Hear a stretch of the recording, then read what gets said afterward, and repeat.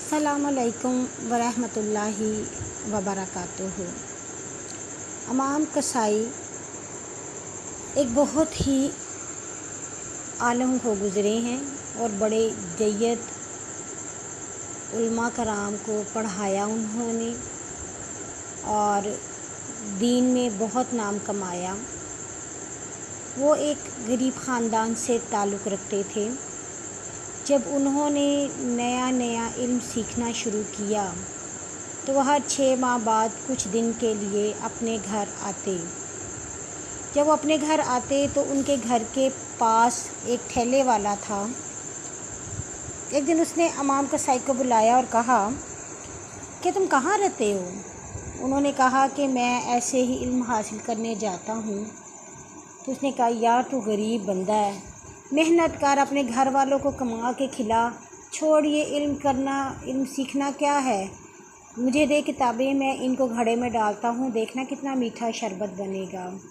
वजह ये कि उसने इमाम कसाई को बहुत ज़्यादा मजाक उड़ाया, मगर चूँकि वो इमाम कसाई से बड़े थे तो इमाम कसाई ने कुछ भी ना कहा, चुप करके आते और चले जाते। और हर मर्तबा जब भी वो आते तो वो ठेले वाला उनका ऐसे ही मजाक उड़ाता। जब इमाम कसाई ने इल्म सीख लिया और वो बहुत अपने वक्त के इमाम बन गए तो उस वक़्त बादशाह हारून रशीद का दौर था। जब हारून रशीद को पता चला कि इमाम कसाई जो हैं वो बहुत जय्यद आलम बन गए हैं तो उनकी प्रोटोकॉल के लिए बड़ा ही एहतमाम किया गया, शहर को सजाया गया, ऐलान किया गया कि इमाम आ रहे हैं तो आप सब लोगों ने उनकी बड़ी अच्छे तरीके से इज़्ज़त व तकरीम करनी है। शहर के दोनों तरफ लोग खड़े हो गए, उनकी सवारी को खुशामदीद कहा गया, उन पर अशरफियाँ लुटाई गईं। जब अपने घर के पास पहुँचे तो उन्होंने उस फिर ठेले वाले को देखा और मुस्कुरा कर कहा, देखा कितना मीठा शरबत बना है।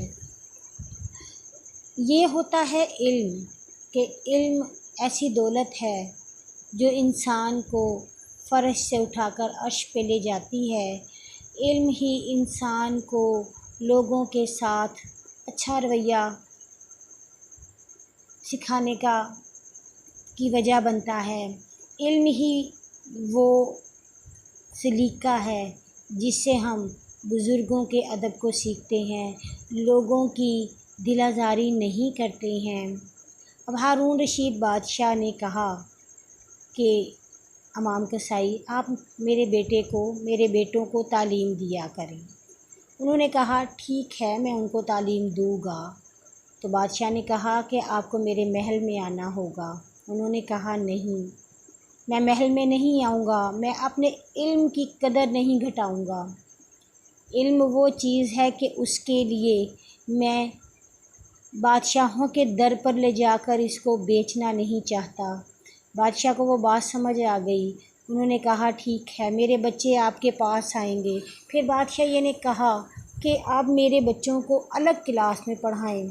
इस पर फिर उन्होंने कहा कि नहीं, मैं वहीं पढ़ाऊँगा जहाँ बाकी बच्चे पढ़ेंगे, चाहे वो बादशाह का बच्चा है, चाहे वो फ़कीर का बच्चा है, इल्म सब के लिए बराबर है। बादशाह ने इस बात को मान लिया। बादशाह ने अपने बच्चों को बहुत बताया कि आपने ताज़ीम करनी है, उस्ताद जो भी कहे उसकी बात माननी है, मुझे किसी तरह की कोई शिकायत ना मिले। एक मर्तबा बादशाह ने कहा कि चलो मैं जाकर देखूं तो सही कि मेरे बच्चे कैसी तालीम सीख रहे हैं। जब वो वहाँ आए तो उन्होंने देखा कि इमाम कसाई जो थे वो वज़ू करने लगे तो उनके बेटे ने हाथ में लोटा पकड़ा हुआ था, क्योंकि पुराने ज़माने में लोटे से ही वज़ू कराया जाता था। इमाम कसाई को बहुत गुस्सा देखकर बादशाह को इमाम कसाई को बहुत ज़्यादा गुस्से में आ गए। बादशाह ने वज़ीर और मशीर जो साथ थे वो सोचने लगे कि बादशाह को इसलिए गुस्सा आया है कि उससे बेटे से इमाम साहब वज़ू करवा रहे हैं। बादशाह आगे बढ़ा और उसने अपने बेटे को थप्पड़ मारा और कहा कि तुमने एक हाथ से तो पानी पकड़ा हुआ है, दूसरे हाथ से अपने उस्ताद के पाँव को क्यों नहीं धो रहे हो? سبحان اللہ، یہ ہوتی ہے بچوں کی تربیت کرنا، ایک استاد کا احترام، کیونکہ استاد خود بادشاہ نہیں ہوتا لیکن وہ دوسروں کو بادشاہ بنا دیتا ہے۔